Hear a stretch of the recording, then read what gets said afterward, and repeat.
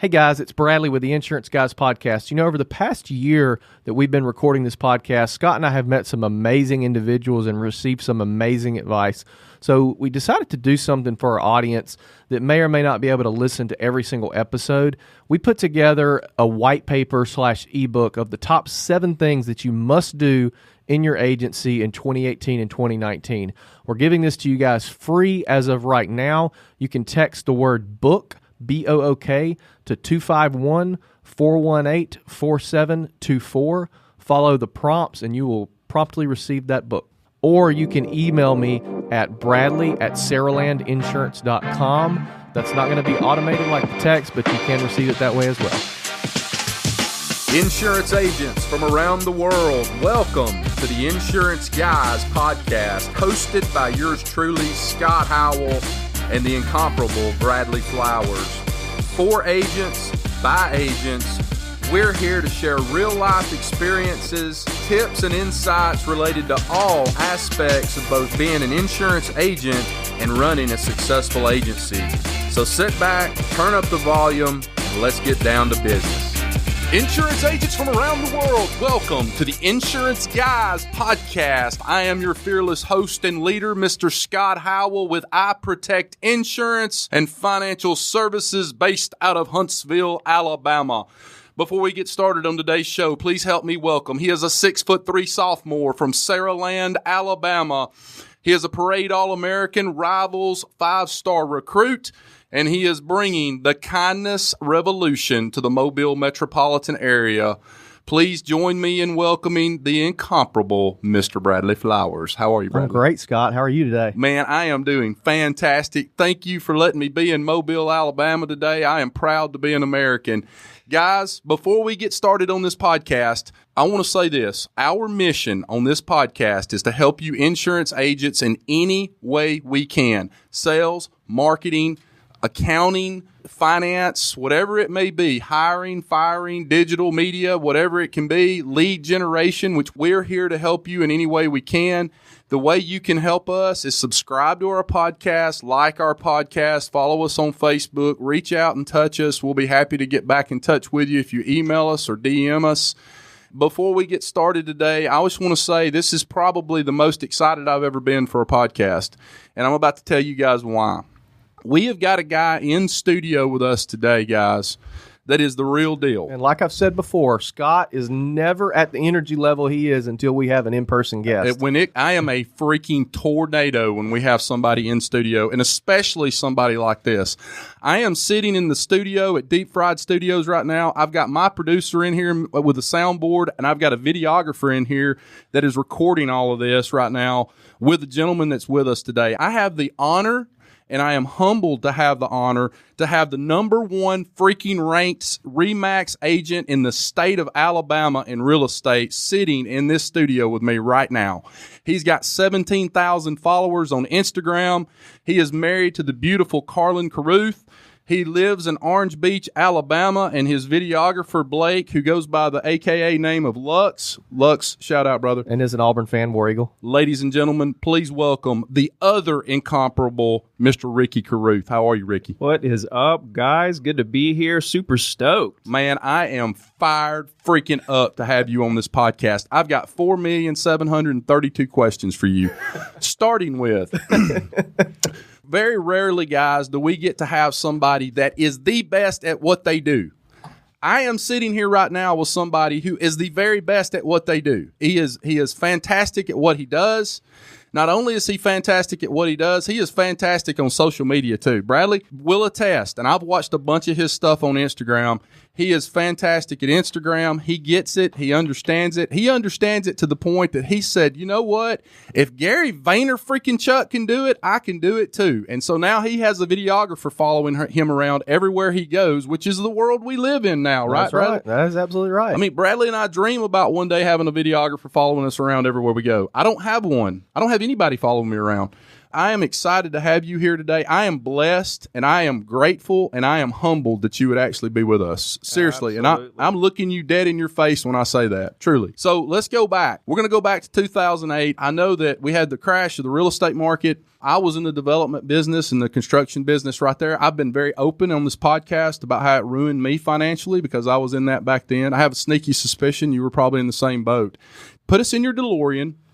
Put us in your time machine, take us back to 2008 and move forward to today and just talk a little bit about what you've done since then to get to where you are today. Well, to go all the way back, really, everybody sees '08 as the crash because that's when the stock market crashed. Mm-hmm. But really, real estate started coming down long before that. 2005, I sold my last property.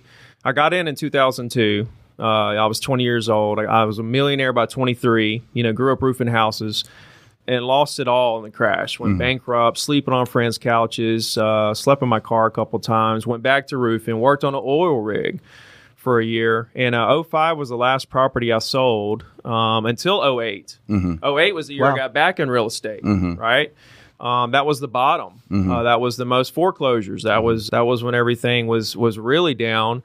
But there was so much opportunity during that time. So what happened was in 05, when I sold my last condo, January 05, and everything started to crumble all around me, everybody said, give it 2 years. Give it 2 years. We'll wait 2 years and it's still bad. Wait another 2 years, it's still bad. It was a really bad recession. So in going from middle-class roofer to millionaire overnight in my 20s, not knowing what to do with money, not knowing which way to go. I thought I was doing the right thing by investing in real estate. That was the golden rule growing up. But nobody said there was a right way and a wrong way to invest.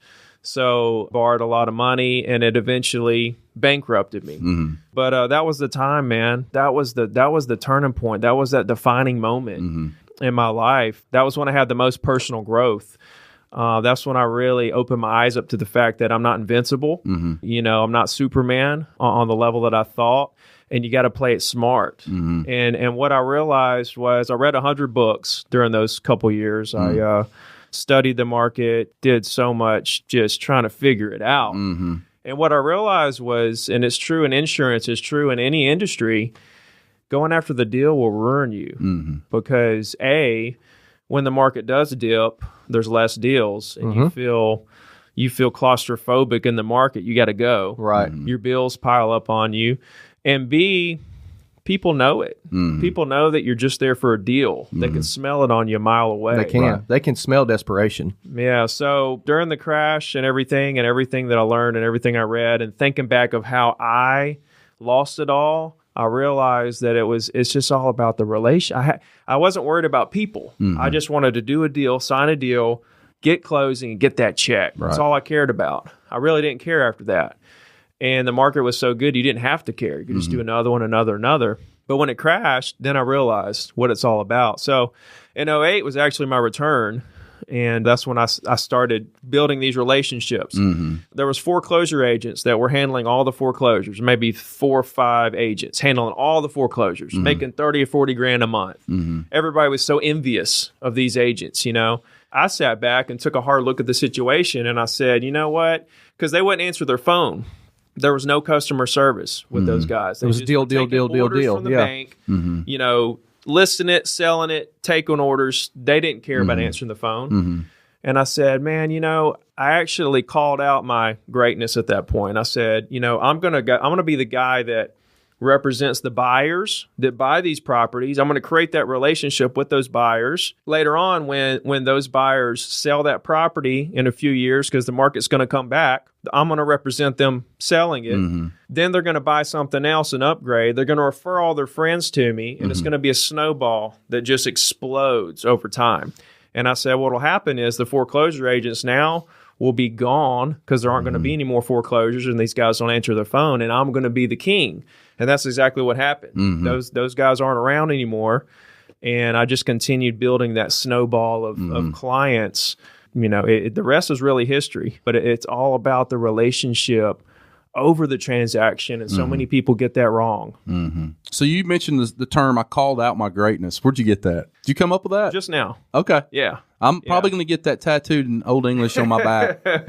I called out my greatness. I love that. No. I have a video on YouTube. If you go back, I had lunch with the guy, and I was explaining to him this story where I actually called out. I mean, I told people, I said, I'm going to dominate the market because of this, because these guys are doing it this way. Right. I'm going to do it this way, and we'll see who ends up on top. Right. Well, it's kind of, identifying what all your competition's doing and then doing the opposite and doing it better. Yeah. Going against the grain is always a good idea. Yeah. You know, Warren Buffett has the saying, you should buy when people are, selling and sell when you should buy. It's the same thing. And in a way, really getting back in the market in '08, there's nothing but upside. You didn't know that at the time, but you just sort of rode that wave in a way. I wrote a book about this. It's called List to Last: How to Survive Every Real Estate Market Crash. And it's everything I learned in the crash, right? And what it embodies is the fact that there's so much opportunity when the market crashes. And agents have it backwards in their mind. It's all in their mind. They don't know. They don't realize it. They see scarcity. Right. They don't realize abundance. And when the market crashes, the buyers that buy when it's down, they want to buy right now because while it's down before it comes up. Right. They're investors. And the people that sell got to sell right now. They're in trouble.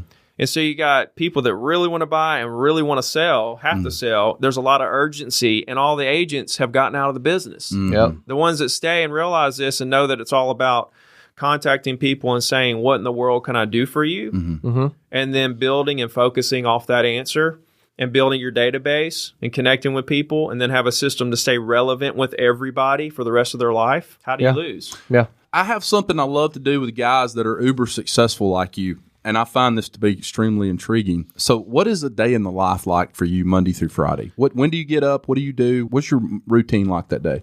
I get up at 4:30. Do you? Every morning. Yeah. And I get up and I do cardio. I drink 1 cup of coffee and some water and do cardio. I'll ride a bike. I'll do sprints. I'll jog for 30 or 40 minutes. Then I ate a big breakfast.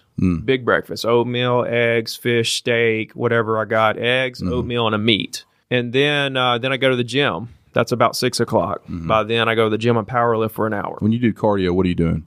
I'm jogging, I'm sprinting, or I'm riding my bike, whichever I decide when I wake up. Some day, since I go so hard, some days I might want a little less of so I ride the bike. I'm still getting it in. Right. And it's a matter of just doing it. The thing about that is it's still pushing yourself in a different area. It's not the same as jogging. It's different.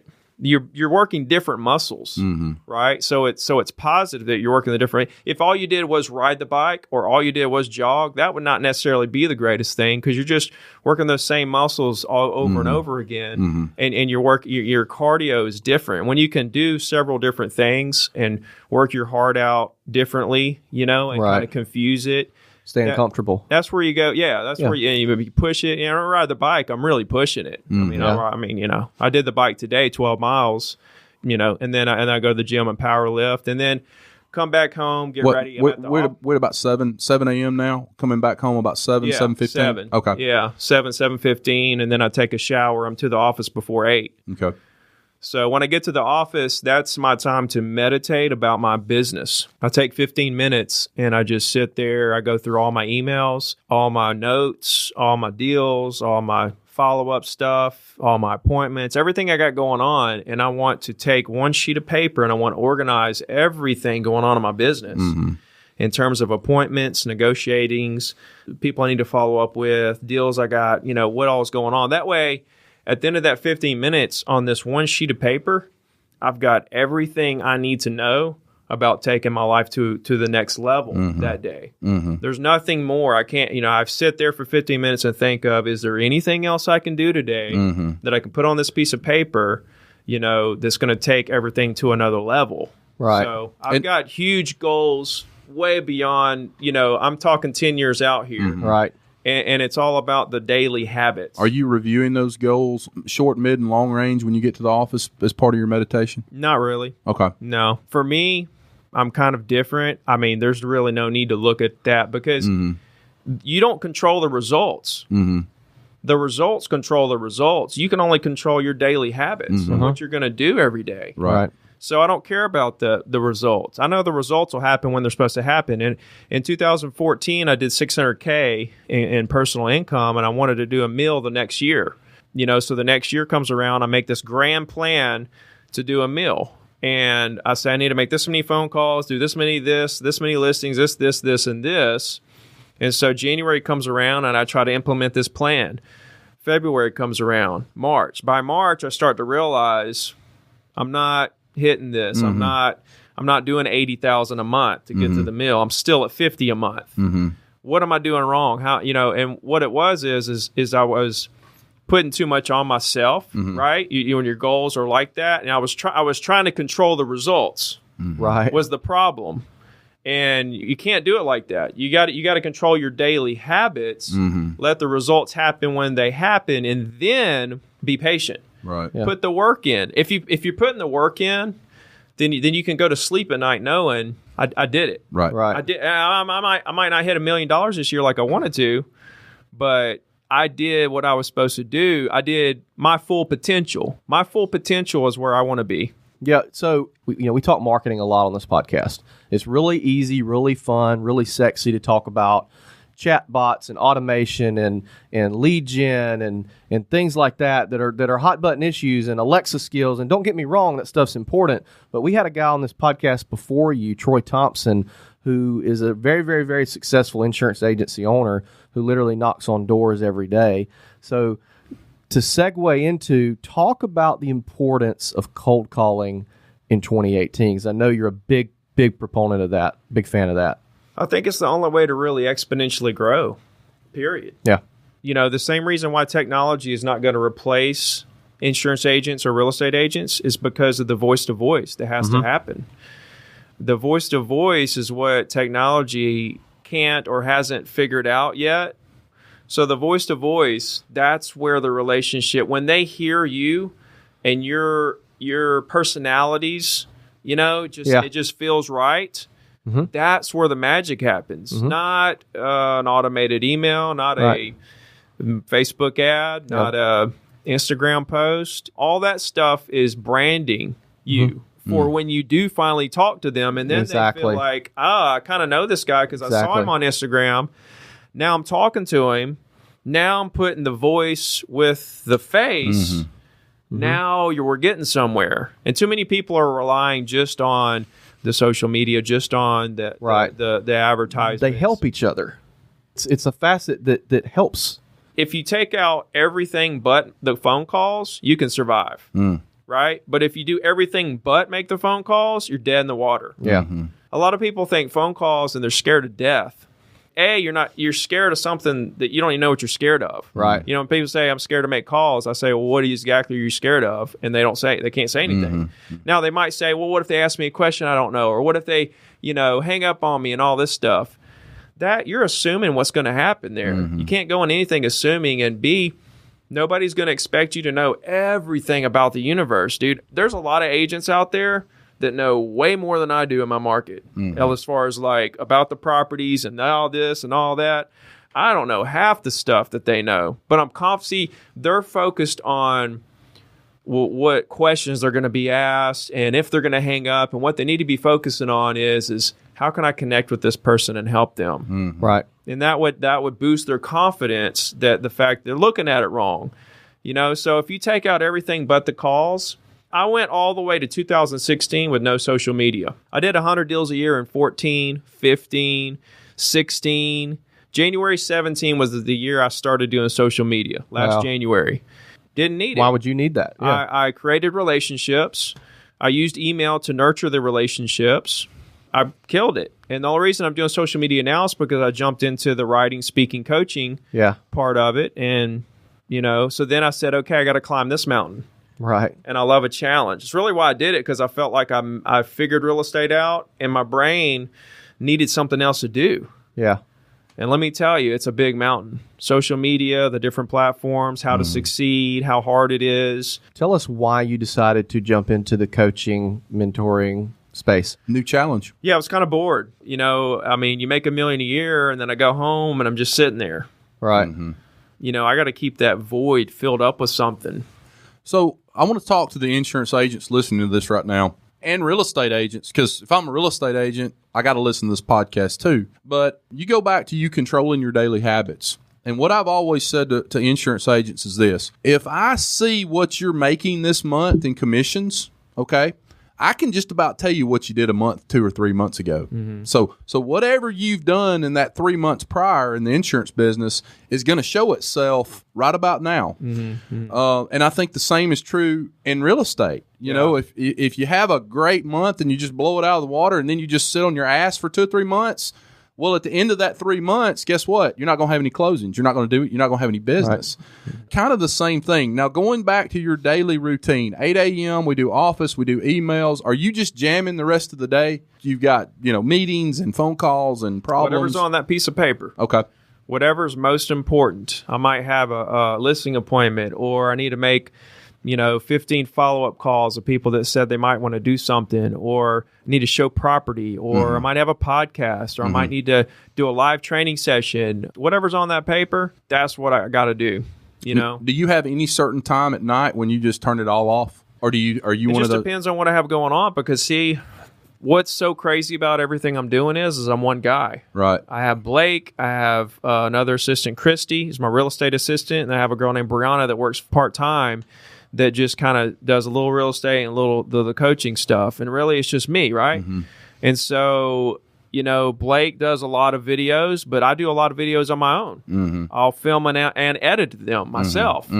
I edit all my podcasts. A lot of my podcasts are recorded coaching calls I'll have with people that win them off Instagram, and I'll record them and put them on there. I do all that. And so at night, that's kind of my chance to, if I need to edit something, or if I have some, really good ideas about some Facebook ad I want to do, or something like that. So some nights I come and I take a breath of fresh air and I say, oh, good. I don't have to, I feel like I'm where I need to be right now. I can just chill out, with the wife and just hang out for, a night.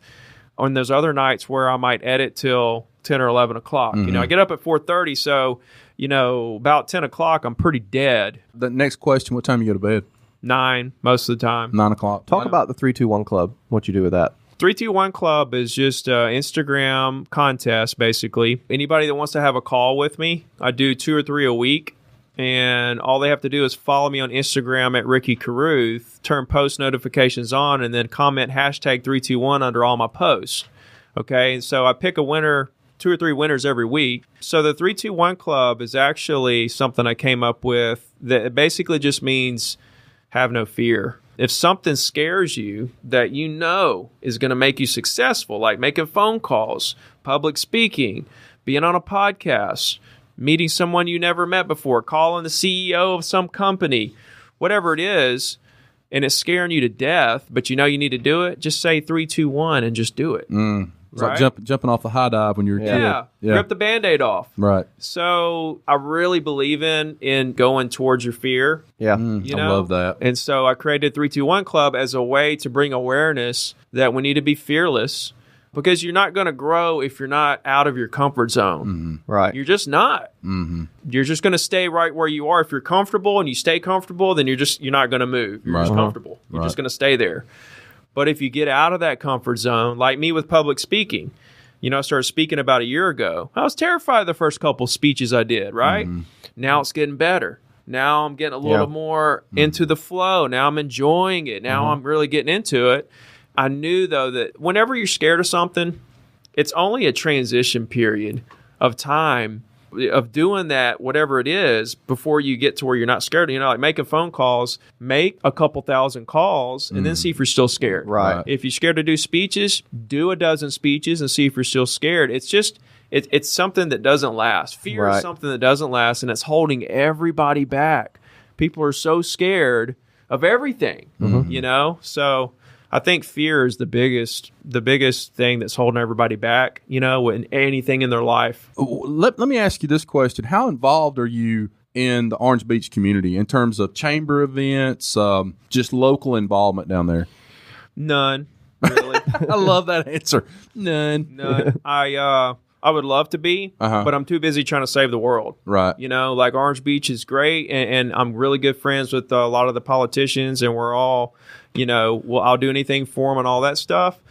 But is that because you've been down there for a long time, and like you said, you know a lot of people down there? Yeah. So it's There's almost no need to like really do that it. you already know all these people Yeah. anyway. So I know them. I could know more people down there. yeah, But when you find something that works, you go all in. right. Double down, triple down. Yeah. Down there, my market, you got to find where's your clients. Mm-hmm. If it's insurance, where's your clients? Real estate, who are your clients? Who are your best qualified clients? Who's gonna?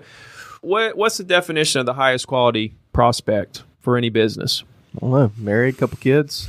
Yeah, I don't know. It's the prospect that makes you the most amount of money in the least amount of time. Yeah, That is true. Right? That is true. That's what you want to With the to least look amount of for. hassle. when you're prospecting. You want to think efficiency. Yeah. You don't want to think just a heartbeat. You Right. want to think efficiency.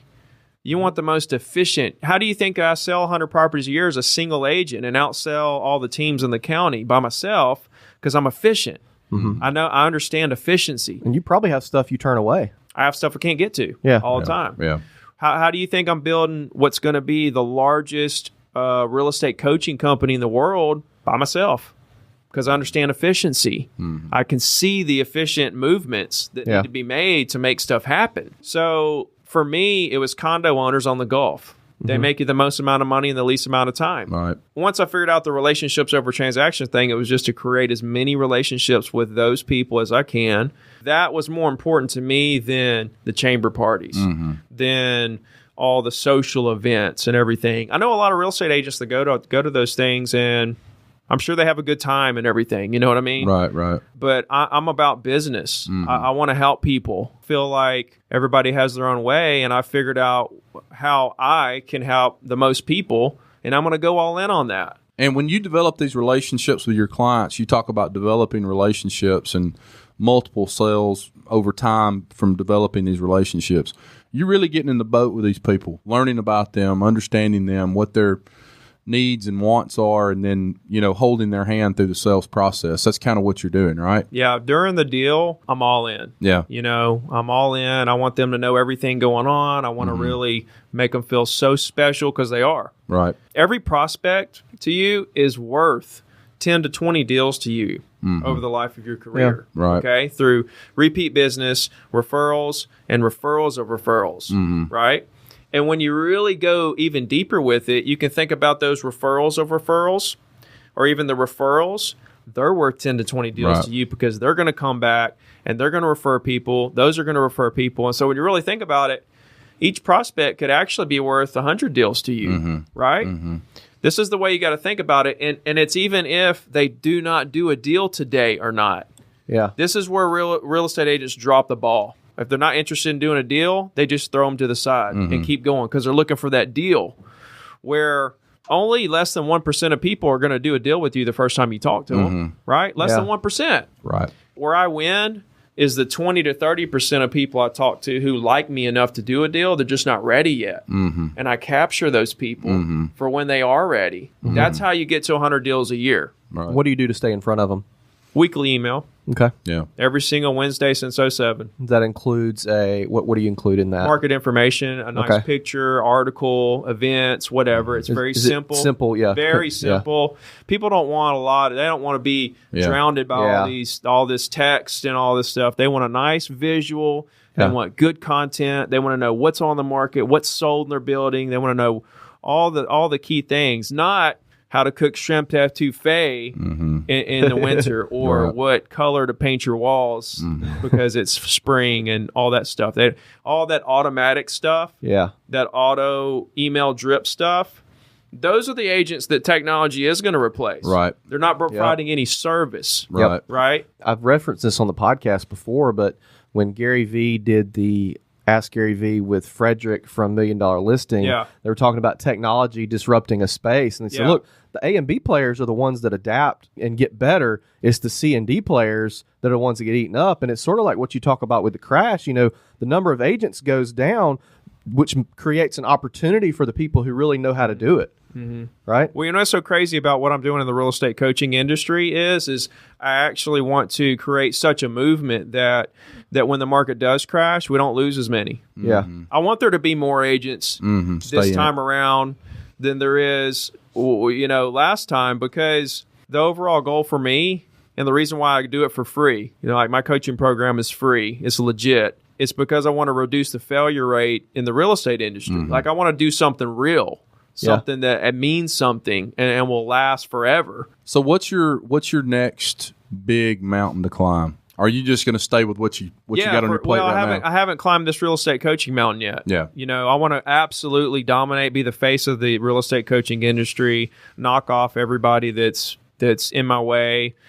Same way I did the real estate business down here. I'm just going to, once I get to the top of that, we'll see. That's what I'm focused on now. And that's a 5 or 10 year plan. That's not something that's going to happen next year, but it's happening. What motivates you?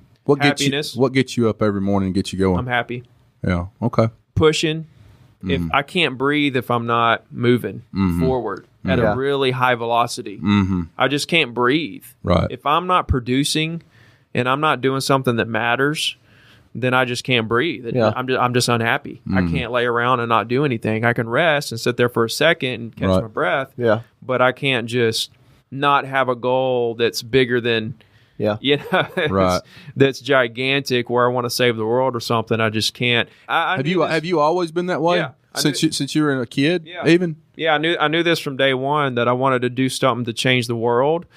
I knew that it was going to take baby steps. And when I first got in real estate, the real goal, my thought process was that I wanted to do it to help first-time home buyers. Wanted to help people that couldn't really, they didn't know the process or they were having a hard time with it. I wanted to help them, go through that and help them get that home they thought they may not have gotten or whatever. Right. When I got in real estate and worked with a couple of those, I thought I figured it out really quickly that those aren't the people that I want to try to help because the process is so grueling. There's so much, there's a lot easier transactions to be had. Right. And it's not that I don't want to help the first-time home buyers, but I want to help more people. Gets back to the least amount of time. That's when it comes back to my efficiency and knowing that that's not efficient if you want to really go big. Right. Talk about, and you mentioned it earlier, the importance of patience. Talk about that. Well, like that year that I made $600K, I wanted to make $1 million. It took me actually to 2017, last year, was the year that I actually hit that for the first time. So it took, it was 14. I wanted to hit it in 15. Right. 15 was the year that I learned patience because I saw I wasn't going to hit it. I was like depressed, like deeply like, what's wrong with me kind of thing. And I hired a coach, a real estate coach, and thinking he was going to teach me the tactical action. What was I doing wrong? What do I need to do on a daily basis to get where I need to be? And what ended up happening was people need a coach for one of three reasons. They either don't know what to do. They need to know what to do. They need to be held accountable. They know what to do. They just need some accountability, or something's going on mentally. They need a somewhat of a shrink to help them straighten their mind out. Right. And I thought I needed to know what to do, but really I needed my head to be straightened out. Okay, $600K is a good living.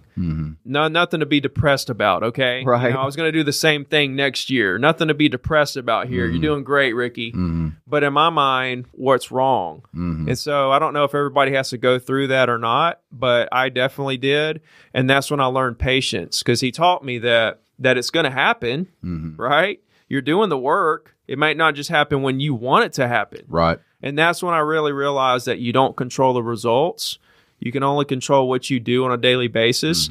And so the next year I did $600K. The year after that I did $750 or so. And then the next year after that I did the $1 million. But I was happy the whole time. I was happy with that $600. I was happy with that $750. I was because you knew you were going to get it. When that light switch went off and I realized this, now I was good. And now I'm kind of struggling with the same thing with, say, YouTube subscribers, right? I want to have 100,000 tomorrow. Right. Well, it's not going to happen. Right. Right. But the momentum that I am growing at, I know it's going to happen. I just got to keep putting in the work. Yeah. And so I'm happy because I love the process, and that's what gets me up every morning. Talk about, and this is something we actually have never covered. Talk about and you can talk about you specifically or just theory, but talk about your YouTube strategy because you do a phenomenal job on YouTube despite the less than 100,000 subscribers. Yeah, no, it's growing actually really fast. It is. I love YouTube. The engagement of my videos, I would say, It's off the charts. A lot better than a lot of my competitors who have 100,000, 200,000 subscribers.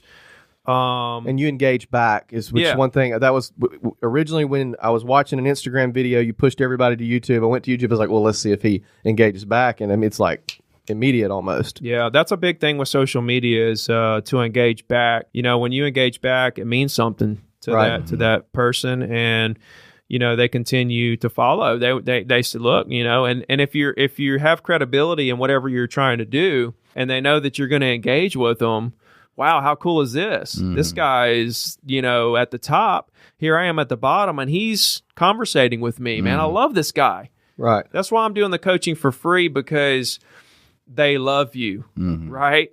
Like all the real estate coaches out there that charge, people like them, okay? Some of them hate them. Some people hate them. Some people like them a little bit. Very few love them. But the free coaching opens up a whole new dimension of love across the board. Now I have an army of people who love me, right, and will do anything for me, and that's how you win in that industry. But what was the question? The YouTube strategy. Yeah, YouTube strategy. So there's a lot of different things. We could talk a long time about it, but it's got to be good content, right? And the thing is that at the end of the day, if you have something you're passionate about, you want to build a personal brand, you just have to start. And in the beginning, it's not gonna be great. Right. But the good thing is you don't have any followers yet. So all the time that you're making these videos that aren't any good, nobody's really seen them yet. You're practicing. Right. You have to go through that period where it's not that great and get better and better and better. It's like it's better to have content that's not great in the beginning, 0 to 1,000 subscribers.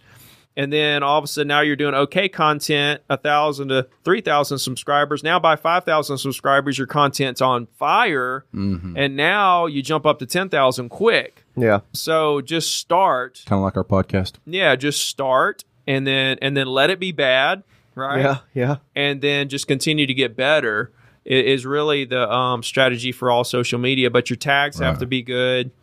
Your thumbnails need to be good. Your subject needs to be a searchable. You don't have to do it every time, right? But you have to have certain videos that you're strategic about what people are searching. There's an add-on, forget the name of it. You can look it up, but there's an add-on. You can just download it onto Chrome. And then when you search on YouTube, like if you search insurance agent, then all the other searches of insurance agent pop underneath. It tells you right there how many searches per month each of those keywords have. Wow. Right. And then you can take the best ones and use that as you could put those, like if, insurance, how to sell insurance is a big one.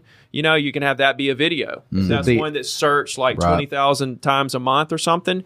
You make a key video on how to sell insurance, and then you just kind of build videos around what people are searching on YouTube for. And be strategic in that. Have those tags in your description. Have those tags in the actual tags. Now you can't do tags from the phone, right? You can only do them. Right. You do it when you upload them. On the computer. Is it the enhancer? Is that the add-on? No, I'll if you'll get it, we'll link it in the show notes. I'll send it to you guys. It's really cool because it's just free. Yeah. You just download it, and then like when you're searching stuff on YouTube, it'll tell you what and you can get real creative. You get real creative with what you search and find out how many searches per month. Right. And then YouTube ads. Right. You can run ad. You can take your video, and you can run it as a display ad against people who search certain key terms and on YouTube. And it doesn't matter. They don't have to search that tag right then. It could be they searched it last month, but when they come on and they're looking at videos, yours one of the videos they could choose. It just pops up kind of as an ad. Not the ones where it's streaming in front of the video. I'm not talking about those. Pre-rolls. Those are called stream ads. I'm talking about display ads. That's where it's at. Right. I've killed it with display ads. The in stream's more spammy than anything else. Kind of is, but you can really. But if you have something good, Like a 'cause you have hook. 5 seconds. Yeah. If you can really do something cool right there, because they work. If it's good, if that first 5 seconds really does something to them emotionally, you can get them there, but it's harder. Right. Yeah. Well, man, This is the quietest Scott has ever been on a podcast. no. Hey, listen, not really. I mean, when I have a good guest on, You shut up. I shut up and let them talk. I believe it was your beautiful wife that told me to do that one. It was. Scott, shut the hell up and let people talk. Damn. No, I just want to tell you how much I appreciate you coming on today. Yeah, for sure. It's very rare we get the number one guy in any particular industry on here. I could sit here all night and ask questions. I think the one question I had that hasn't been answered is when you're delegating your time during the day. I know for me, a lot of times clients you've got an hour booked with them, and then it seems like an hour turns into an hour and a half. I think that gets back to the shutting up stuff. Yeah, a little bit. But do you watching your clock and making sure you're not over extending yourself with I'm any? very much a time freak as Are you? far as being on time to Right. stuff. I was here a little early. I'm really. My wife hates it because she's not. She's Right. the opposite. She doesn't care if we're there right on time, and I love her for it. She's going to listen to this. But like when I'm with a client, nothing else matters. Right. If they want to spend all day with me, and I had 100 other things to do, I'll do those 100 things tomorrow because Right. all that matters is the client, even if they don't want to buy anything today. Right, It's not about the deal, right. right? It's about them, Mm-hmm. and you making them number one. Mm-hmm. I mean, that's just the bottom line. All those other things, nothing else matters. Mm-hmm. If I run into a thing where I have another client that I'm supposed to meet, well, now I'm really in a pickle, right? Right, I right. got one client I'm trying to make feel special, but then I have another client where if I don't show up, that's really going to hurt. Right. Right. So you run into those situations, and what do? Well, you have to tell the first people, give Yeah. them way far ahead of notice, Right. and say, look, I got to be somewhere in about an hour and a half. Give them a real heads up. Hey, let's when you see where it's going, Right. and you see that it might go there, Right. you just have to be smart about it. And the thing is you go so deep with the relationship, people don't care. Right. People don't care. Not that I would ever do it, but there's clients that don't care if I stood them up or something on accident or something like that. I would never do it. But that's where the relationship there again wins. Right. Yeah. It's because you get lenient. They're lenient with you Yeah. on a lot of stuff. Well, I said this on a previous podcast, 2 or 3 podcasts ago. The amount of people, I track everything, and the amount of people that do business with me because they like me Yeah. is the largest portion. Yeah. People think it's strength of company and this and obviously price factors into that, but it's people do business with people they like. Yeah. And if you're not somebody they like, the chances of them Yeah. doing business with you goes down significantly. Well, and the other flip side to that coin too is when you're doing business with somebody that you've developed a relationship with and gotten in the boat with, and really know what they're about. Yeah. When you have to have those damn tough conversations, it goes easier too. Yeah, it does. Right. And you can be way more real too. Exactly. Yeah. I've told this on a podcast a few episodes ago. My life changed when I started serving others with zero expectations and doing for others with zero expectations. And I have none anymore. None at all. Yeah. You want to do business with me? Great. You don't? Great. You need my help? Great. You need me to come over to your house and help you with something? Great. You want to cancel your insurance with me anyway next week? Great. Do it. I don't care. I'm going to serve others. I'm going to continue serving others without any expectation of anything in return. And when I did that, when I started that, is when my life really changed. Yeah. It's unlimited. It is. Business is unlimited. Right. So why should you care about the deal? Right. Right? Why not Right. help the people since the deals are going to come anyway? They're unlimited. Exactly. Deals are a dime a dozen, right? Relationships are not if Right. you have the wrong mindset. Right. Why not do something that actually matters? I'll tell you a quick story. When I started coaching last January, I was charging, okay? And after about maybe a year into it, I had 200 paying members, of this coaching program, right? Automatic payments, about $10K a month coming in. Wow. I woke up one morning and said, this isn't me, right? I'm not running my coaching business like I'm coaching my agents to run their real estate business. I'm coaching them that it's all about the relationship. And here I am saying, give me 100, give me 50, give me 1,000, give me 500, give me 200. So it took me about a month to wrap my head around going free and what it would actually do long term. And I said, that's it. So I turned one day I turned all their automatic payments off and had a meeting with them. I had this private Facebook group, and we all, got together, a big announcement. They don't know what it's going to be. And I go on there and I start explaining to them, hey guys, everything that you guys have been paying for is now going to be free to the world, right? Not only that, I'm going to make it better. I'm going to give new people more than what you had that you've been paying for. But this is why, because I want to make a difference. I want to go bigger. There were 300 people signing up for a webinar. 100 would show up and 1 or 2 would sign up. That's not helping anybody. There's 300 people there that wanted help. And now I got 2 people that actually took advantage of the value I was trying to give them, right? Because they got to the end of the rope and said, Ricky was great. We loved what he had to say, but we knew it. We knew he was going to try to charge us something there at the end, be a little Where's sneaky it at? guy. Where's it at? Yeah. Where's that little thing at, right? I don't want to be looked at like that. Yeah. I want to be looked at as this guy that actually made a difference and then turn around, make money off books, speeches, affiliate stuff, sponsorships, and stuff like that. And it's actually going really great. Right. But not a single one of those 200 people asked for a dime back because of how much value that I brought them and how much they knew that I cared about them and what my intentions were with it. So tell us, number one, how people follow you, and number two, how they reach you for coaching if they are in the real estate industry. I love that. The coaching stuff is at zerotodiamond.com. Okay. That's where you can get me, everything's there, all the social stuff, all that stuff. YouTube at Ricky Carruth, Instagram at Ricky Carruth. I got a Facebook group for real estate agents, Zero to Diamond. Email me, Ricky at zerotodiamond.com. It's all there. It's all free. If you go through my YouTube videos and you love them and you got all this value and there's something there that you think that is missing, tell me.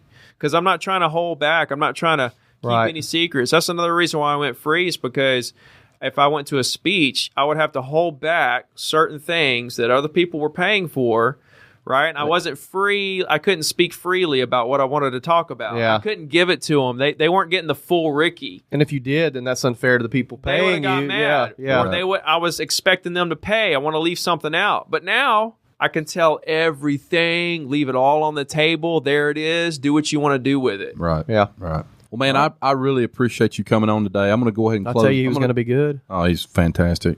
I love you. No, I'm serious. I do. I love you. And I'm going to tell you why right now. But before I tell you why, guys, we did it. Bradley, we did it. We just broke the Guinness Book of World Record for the most podcast in a 2-day period. We did. Folks, we just did 11 freaking podcasts in 2 days. Bradley asked why I'm being so quiet. Because my brain is mush right now. That's why I'm being so quiet. But I love Ricky Carruth. Let me tell you why, guys. I love him because he hustles and he's trying to do the right thing by people. He's realized, and it took him like it did me a long time to realize, that it's about relationships. It's not about the deal. It's not about how freaking much commission you make. So I'm going to challenge each one of you. Call out your greatness. Call out your greatness. Control your daily habits. You want to be a success in the insurance business? Hustle as hard as guys like Ricky Carruth do, guys like Mike Stromso do, guys like Chris Paradiso do. You know what all 3 of those guys have in common, Bradley? Every damn one of them gets up about 4:30 in the morning. Yep. Okay? So if you're not successful and you're not getting up at 4:30 in the morning and getting going, maybe we need to start right there, okay? Yep. But as I always say when I end this podcast, rewards come from action, not discussion.